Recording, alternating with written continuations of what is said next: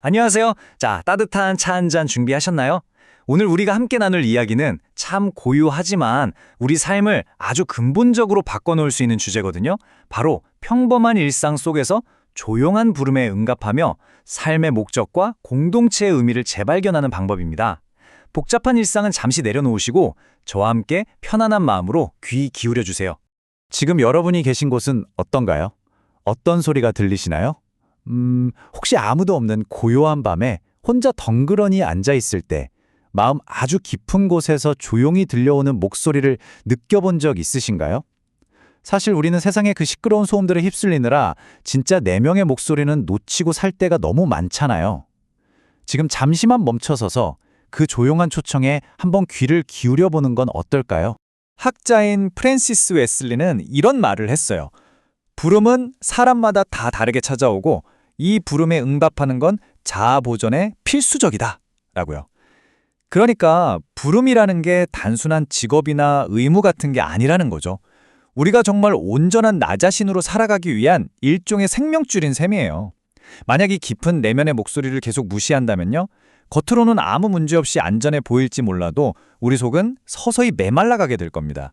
자, 그럼 첫 번째로 우리가 짚고 넘어가야 할 부분, 바로 거창한 사명에 대한 오해입니다.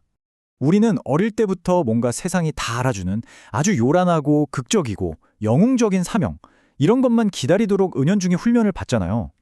하지만 진짜 현실은 어떨까요? 우리의 진짜 부름은요, 대부분 아주 작고 고요하고 지극히 개인적인 모습으로 찾아옵니다.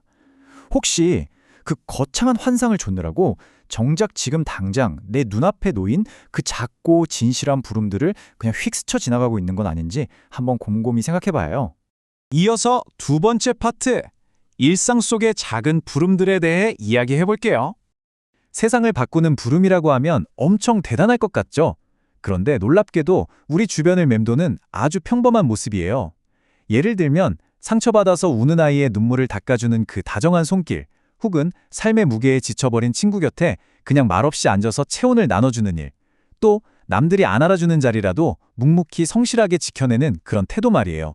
이게 바로 진짜 일상의 부름이거든요. 오늘 내 곁에 있는 바로 그 사람에게 온전히 집중하는 그 작은 순간들이 우리의 평범한 하루를 정말 눈부시게 바꿔놓는답니다. 그런데요, 이런 일상의 부름은 자판기처럼 버튼 누르면 하루아침에 짠 하고 열매를 맺는 게 아니에요. 농부를 한번 떠올려 볼까요? 씨앗을 심고 겉보기엔 아무런 변화가 없는 길고 지루한 계절 동안에도 묵묵히 물을 주면서 길러내야 하잖아요. 부름에 응답한다는 건 막 짜릿하고 즉각적인 성공을 바라는 게 아닙니다. 당장은 결과가 안 보이더라도 굳건한 신뢰를 바탕으로 정말 평생에 걸쳐서 헌신하고 가꿔가는 아주 긴 여정인 거죠. 그렇다면 세 번째로 우리에게 필요한 건 뭘까요? 바로 흔들리고 내려놓을 용기입니다. 앞서 말씀드린 프랜시스 웨슬리가 이 과정을 아주 묵직하게 표현했어요. 가장 아끼고 믿는 것들을 내놓아야 하는 고난이라고요. 여러분, 이 말의 무게가 느껴지시나요? 우리가 그토록 익숙했던 편안함, 지금까지 공들여 쌓아온 명성, 혹은 나를 지켜주던 안전망, 이걸 다 내려놓아야 하는 순간이 온다는 건데, 와, 생각만 해도 솔직히 참 두렵고 고통스러운 일이죠. 하지만 이렇게 한번 생각해 볼까요? 내가 다치지 않으려고, 뺏기지 않으려고 꽉 쥔 주먹으로는 절대 새로운 걸 줄 수가 없어요. 반대로 기꺼이 내어주기 위해서 쫙 펼친 손에는 더 크고 새로운 목적을 담을 수 있는 넉넉한 공간이 생기잖아요. 일상이 마구 흔들린다고 해서 여러분이 약해진 게 절대 아닙니다. 오히려 낡은 껍데기가 툭 떨어져 나가고 가장 진실된 여러분의 진짜 모습이 탄생하고 있다는 아주 아름다운 신호니까요. 자, 이제 네 번째로 넘어갈게요. 결국 부름의 본질은 사랑이다라는 겁니다. 뭐 거창한 철학이나 이념 다 내려놓고 아주 단순하게 보면요. 부름이라는 건 결국 누군가를 사랑하는 것, 바로 그겁니다. 그 사람을 위해서 내 소중한 시간을 기꺼이 내어주고 그 사람이 아파할 때 도망치지 않고 그 아픔 속에 함께 머물러 주는 거예요. 역사책에 나오는 세상을 뒤바꾼 그 거대한 운동들도 알고 보면 다 똑같아요. 오늘 하루 내가 진심으로 사랑하기로 선택한 바로 그 한 사람으로부터 시작된 거거든요. 마지막 다섯 번째 주제는 함께 완성해가는 공동체입니다. 사실 우리가 혼자서 이 모든 걸 다 해낼 순 없겠죠? 그래서 공동체가 바로 서로의 부름을 지켜주는 아주 든든한 온실 역할을 합니다. 한번 상상해 보세요. 어떤 모임에서 누군가가 정말 쑥스러워하면서 자기의 작고 부서지기 쉬운 꿈을 털어놓았을 때 아무도 비웃지 않고 온 마음을 다해 들어준 적 있지 않으신가요? 섣불리 판단하지 않고 그저 그렇구나 하고 고개를 끄덕여주는 그 눈빛 하나. 바로 그 눈빛이 한 사람이 세상에 자기 목소리를 내게 만드는 엄청난 첫걸음이 됩니다. 이런 지지는 사실 멀리 있지 않아요. 일상의 아주 작은 실천이면 충분합니다. 무대 뒤편이나 보이지 않는 곳에서 묵묵히 헌신하는 사람을 찾아가서 다정하게 이름을 콕 집어 불러주는 거예요. 당신이 수고하고 있는 거 제가 정말 깊이 보고 있습니다. 이 따뜻한 말 한마디가요, 그 사람에게 내가 이 공동체에서 진짜 가치 있는 존재구나 하고 깨닫게 해주는 마법 같은 힘을 발휘한답니다. 물론 살다 보면 현실이 너무 벅차서 누군가 지쳐 쓰러지려 할 때도 있죠. 그럴 때 우리는 기꺼이 다가가서 서로의 손을 꽉 잡아줍니다. 실패해서 주저앉았을 때 곁을 내어주고 다시 일으켜 세워주면서 우리는 서로의 꿈을 보듬고 진짜 함께 성장해 나가는 거예요. 이런 든든한 연대와 지지가 있다면 우리 중 그 누구도 자신만의 그 길을 결코 외롭게 혼자 걸어갈 필요가 없겠죠.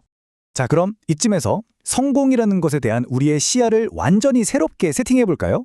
세상은 보통 화려한 박수갈채나 눈에 확 보이는 성과물만 성공이라고 부르잖아요. 하지만 부름에 응답하는 삶은 완전히 다릅니다. 어떤 최종 목적지에 딱 도달하는 게 끝이 아니라 남들이 안 보는 곳에서도 조용히 아름다운 빛을 남기며 나아가는 그 신실한 방향성 그 자체를 의미해요. 누가 알아주지 않아도 내게 주어진 길을 묵묵히 걸어가는 것, 그게 진짜 가장 위대한 성공 아닐까요? 이 깊고 아름다운 여정을 걷다 보면 가끔 막막해질 때도 있을 텐데요. 그럴 때 데살로니가전서 5장 24절 말씀이 엄청난 위로가 됩니다. 너희를 부르시니는 미쁘시니 그가 또한 이루시리라. 그래요. 이 부름의 무거운 짐을 우리 혼자서 끙끙대며 짊어질 필요가 전혀 없다는 뜻이에요. 우리를 부르신 그분의 신실함이 결국 우리를 끝까지 이끌어 주실 테니까요. 오늘 이야기를 마무리하면서 여러분 각자의 마음 깊은 곳에 남겨질 질문을 하나 던지고 싶습니다. 오늘 당장 여러분 곁에 있는 사람들을 한번 가만히 바라보세요. 그리고 내게 주어진 그 고유하고 일상적인 부름 앞에 두려움이나 망설임이 아니라 따뜻한 사랑으로 용기 있게 마주서 보시겠습니까? 여러분이 내미는 그 작은 손길 하나가요, 누군가에게는 온 세상이 될 수도 있습니다. 오늘 하루 여러분만의 그 작고 조용한 부름에 아름답게 응답하시길 진심으로 응원합니다. 끝까지 함께해 주셔서 감사합니다.